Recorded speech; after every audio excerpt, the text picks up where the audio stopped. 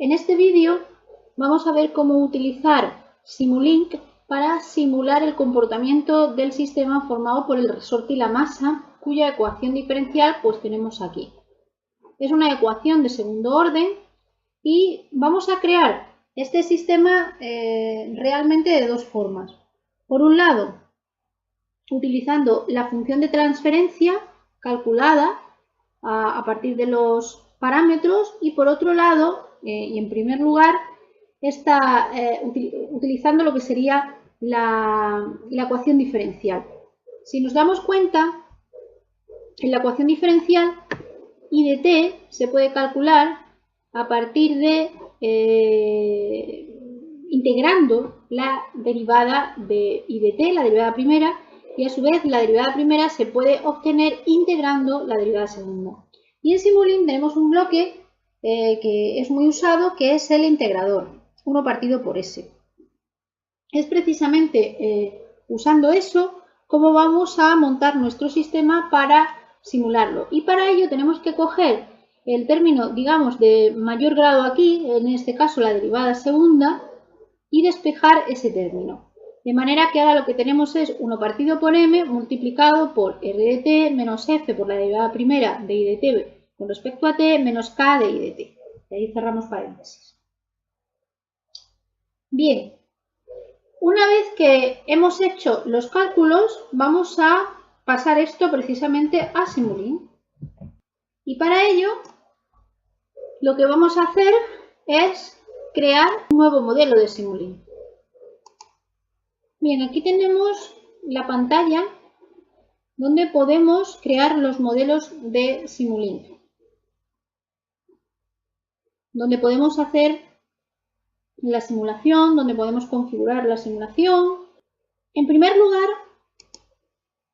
necesitamos abrir la biblioteca de Simulink con todos los componentes. Podemos observar que tenemos los componentes de Simulink y componentes que pertenecen a las diferentes librerías.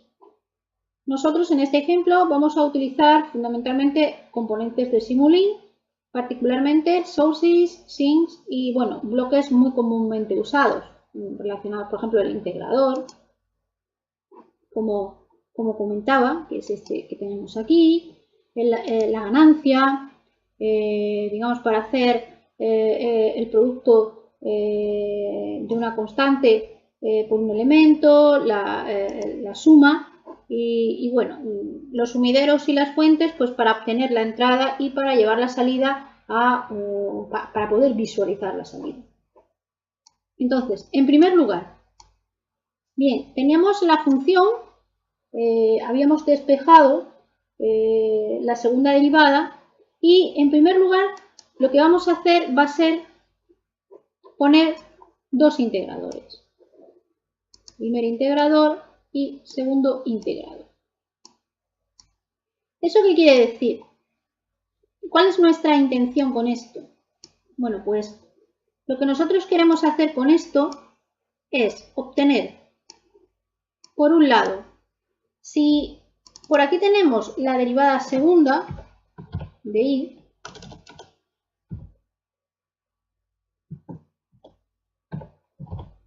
ahí, e integramos, obtenemos la derivada primera, y si integramos la derivada primera, lo que obtenemos es i. Entonces, ¿ahora qué nos interesa? Nos interesa cómo calcular i segunda. Para calcular i segunda, tenemos que hacer 1 partido por m y eso multiplicarlo por r de t menos f por i' menos k por i. Entonces, necesitamos, por un lado, la i, que tenemos que multiplicarla por k. Luego, si nosotros nos vamos a la biblioteca, podemos aplicar una ganancia sobre i. Dando doble clic, podemos decir que esa ganancia sea k. Aquí podemos escribir el nombre de una variable o podríamos escribir directamente un número. Bien, esto de aquí es I por K, ese término,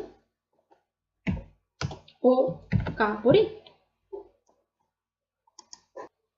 Por otro lado, otro de los términos, digamos, de esa suma o de esa, bueno, a la entrada estamos restando esos dos términos, lo que tenemos es que aplicar una ganancia sobre I'.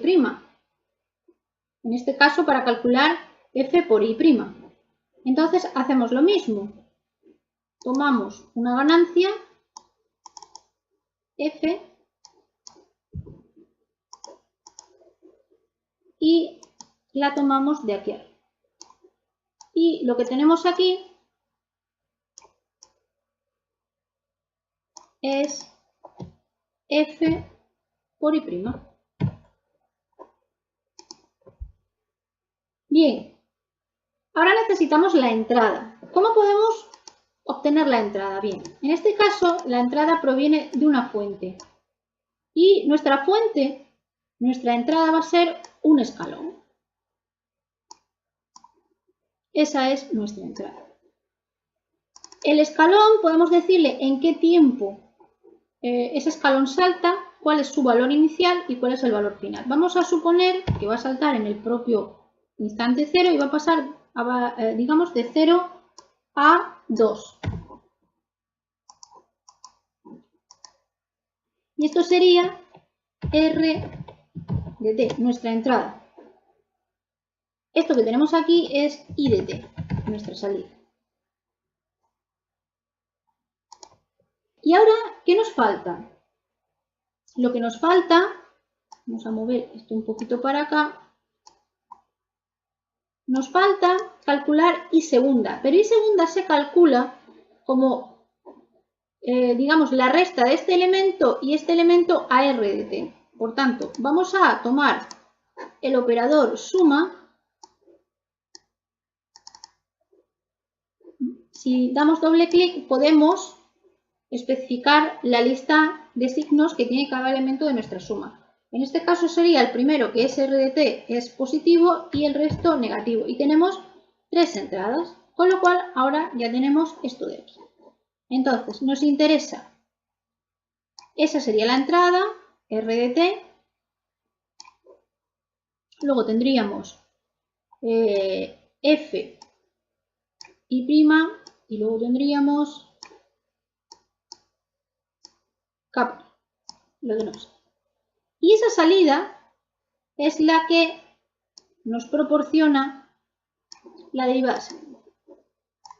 Y ya tenemos realimentado nuestro sistema. De manera que tenemos, por un lado, la entrada y por otro, la salida, que la tenemos aquí. Claro, nosotros ahora podemos simular esto. Aquí, por ejemplo, podemos cambiar el tiempo de simulación. Vamos a poner 50. Y aquí, en Simulation, o en este elemento, en este botón rápido, podríamos configurar la simulación. Aunque nosotros estamos simulando un sistema continuo, realmente el ordenador lo hace de forma discreta. Para poder hacer el cálculo apropiadamente, necesitamos definir lo que se llama el paso de integración. Cuanto más pequeño sea ese paso, pues más fiable será el resultado que obtenemos, sobre todo si lo vemos gráficamente, pues veremos que es mucho más continuo, tiene menos salto. Entonces, eso se puede modificar. Podemos tener una anchura de paso variable o un paso de integración variable, o podríamos tener un paso de integración fijo que nosotros podríamos definir. Y para eso utilizaríamos la opción Model Configuration Parameters. Eso no lo vamos a hacer ahora, simplemente vamos a dejarlo por defecto, que es el paso variable, y vamos a hacer la simulación para 50 segundos. Si hacemos la simulación,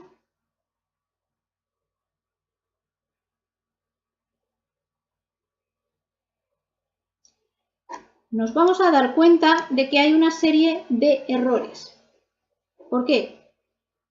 porque aquí, bueno, nos faltan ganancias, definir las ganancias, tenemos variables y además sí que nos falta una cosa.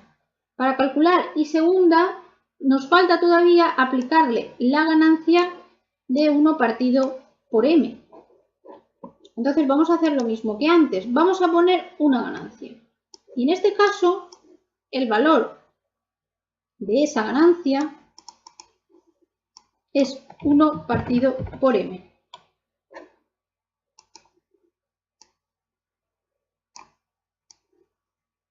Y ahora sí tenemos el sistema. Si volvemos a intentar simularlo, seguimos teniendo los mismos errores. Es decir, nos falta definir las ganancias. Esta es la función que vamos a utilizar. Entonces, si nosotros hemos calculado los valores de k, de m y de f para que esta sea la función de transferencia, tenemos que m vale 1, que f vale 3 y que k vale 1,5. Tenemos que f vale 3,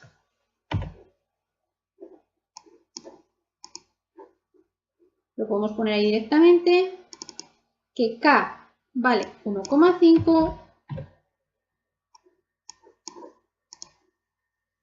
y que m vale 1.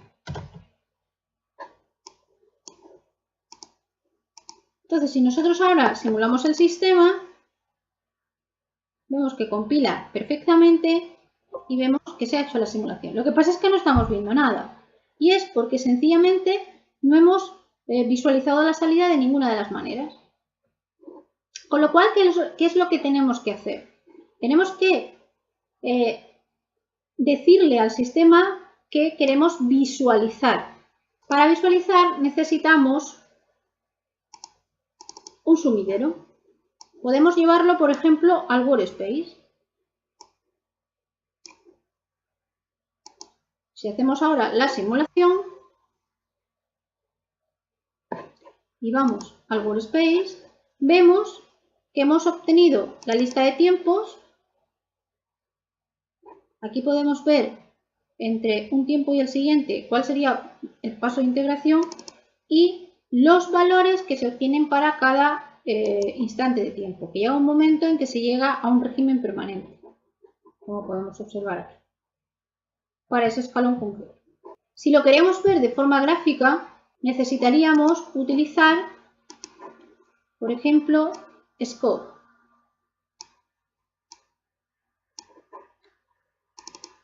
Scope nos va a permitir ver los valores de manera gráfica, como podemos ver aquí, hasta el instante 50. Esto es perfectamente configurable. Entonces, vamos a hacer la simulación.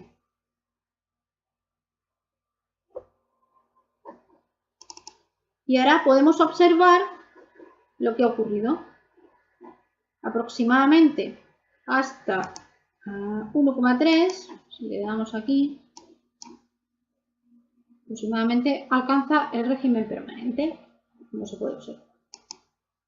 Si en lugar de utilizar el sistema de esta forma utilizáramos la función de transferencia, debería salirnos exactamente lo mismo para esos valores de k, de f y de m. Aquí tenemos la función de transferencia, es decir, tendríamos en el numerador 1 y en el denominador 1, 3, 1,5.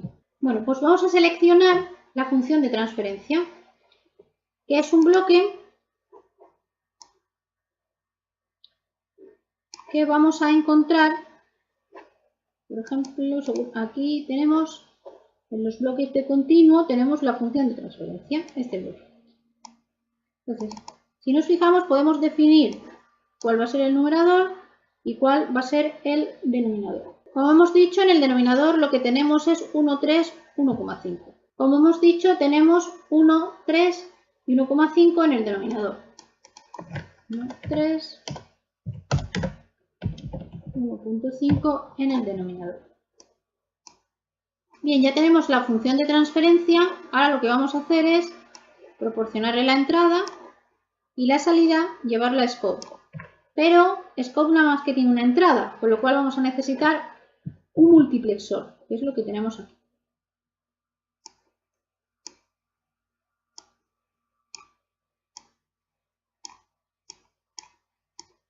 Y si hacemos la simulación, obtenemos lo mismo. Es decir, tanto la función de transferencia como el conjunto de bloques que componen la ecuación diferencial nos da la misma salida. De hecho, si queremos verlo, podemos poner otro scope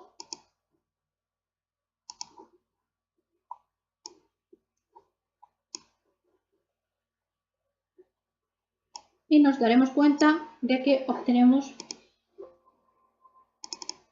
exactamente lo mismo. Ahí se puede observar, si hacemos zoom, en el régimen permanente estamos en 1.3. Utilizando esta técnica podéis repetir el ejercicio y os va a servir para hacer el ejercicio del bloque siguiente de la práctica.